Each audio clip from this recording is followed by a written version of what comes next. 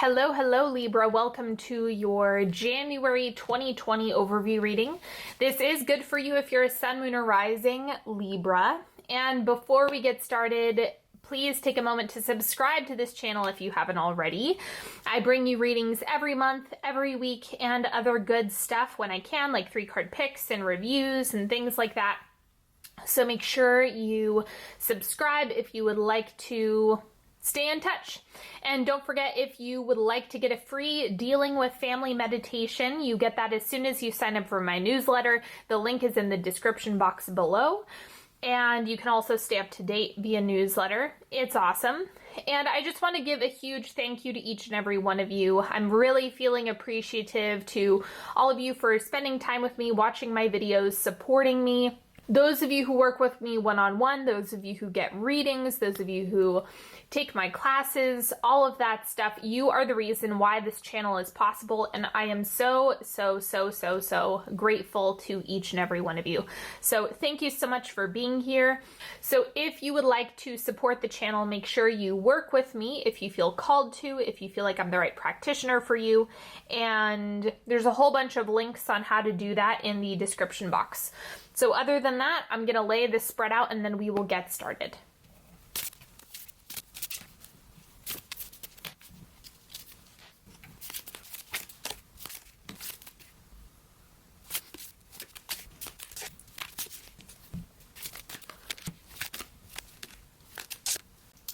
All right, let's go ahead and start with your oracle cards. So first thing is knowledge, seek knowledge. So maybe you are taking a class, or there's a book that you want to read, or a new skill that you want to build, or something new that's coming up. I'm getting the initiation of this. So remember, knowledge isn't just books, right?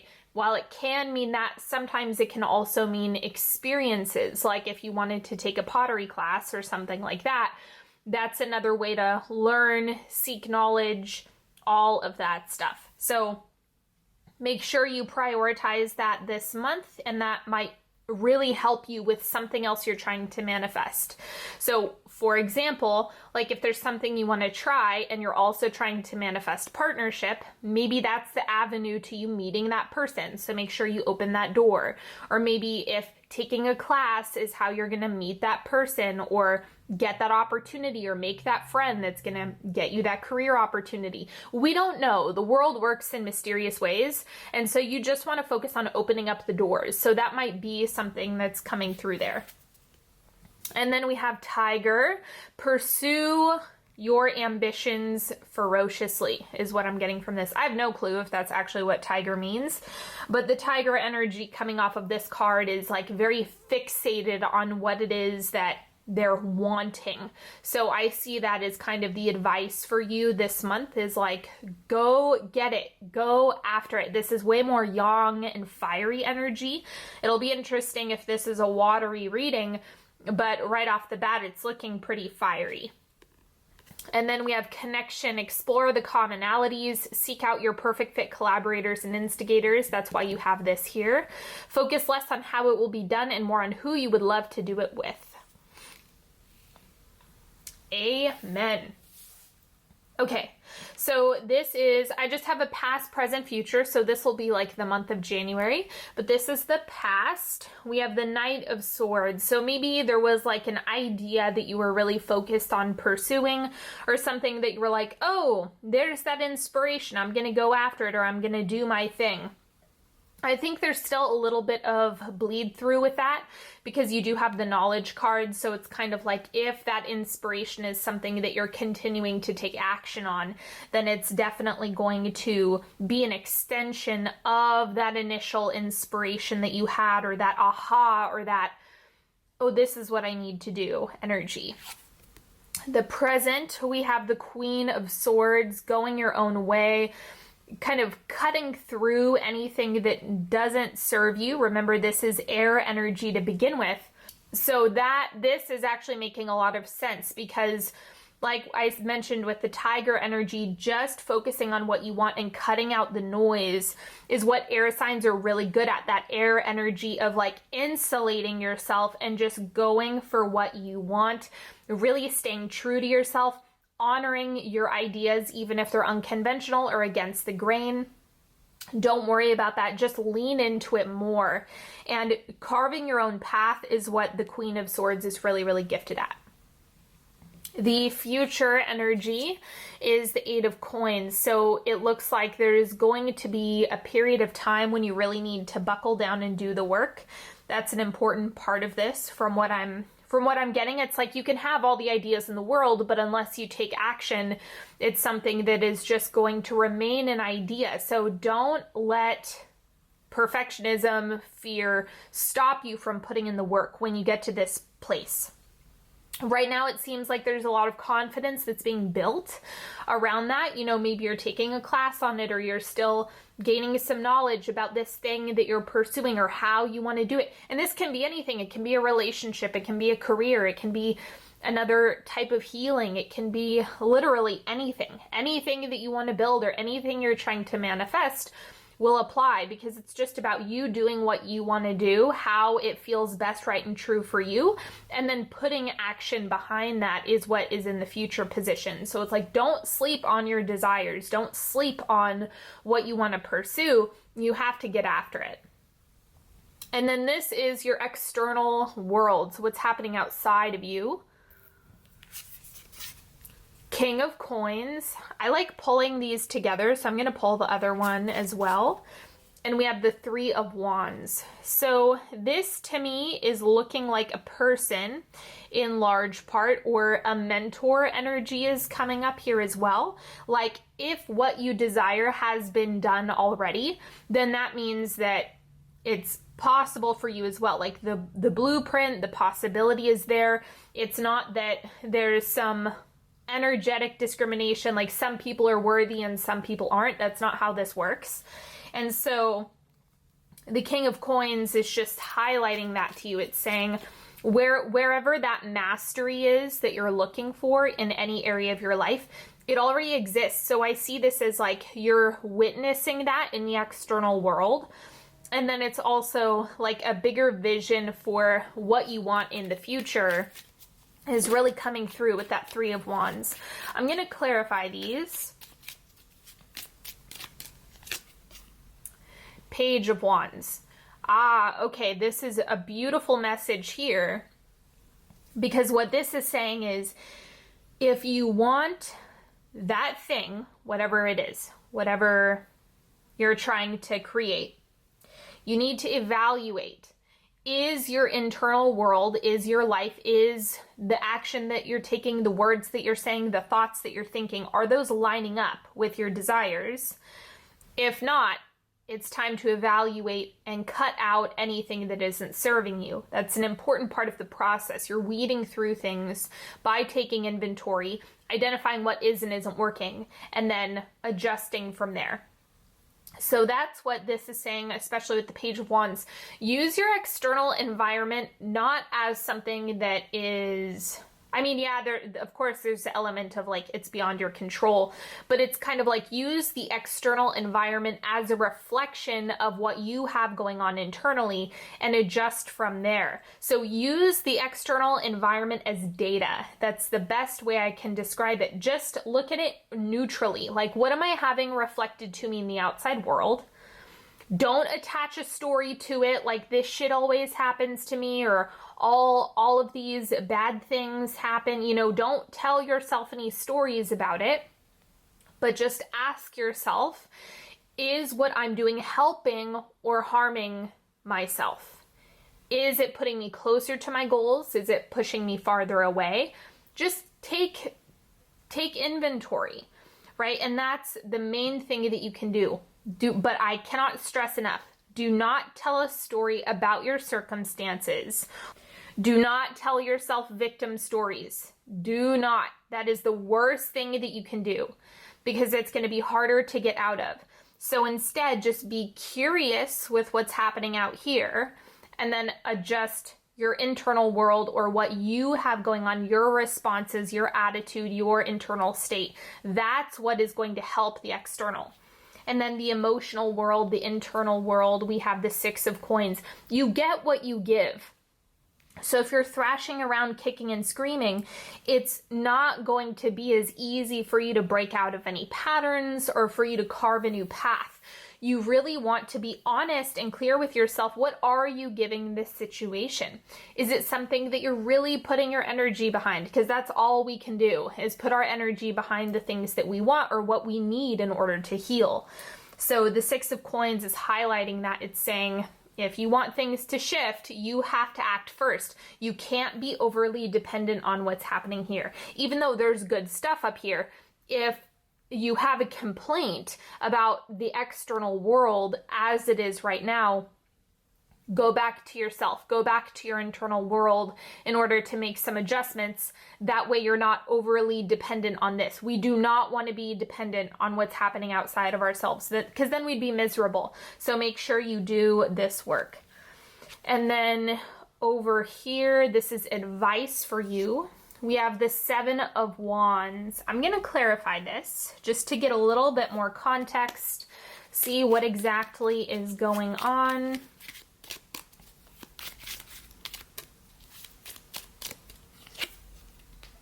Strength.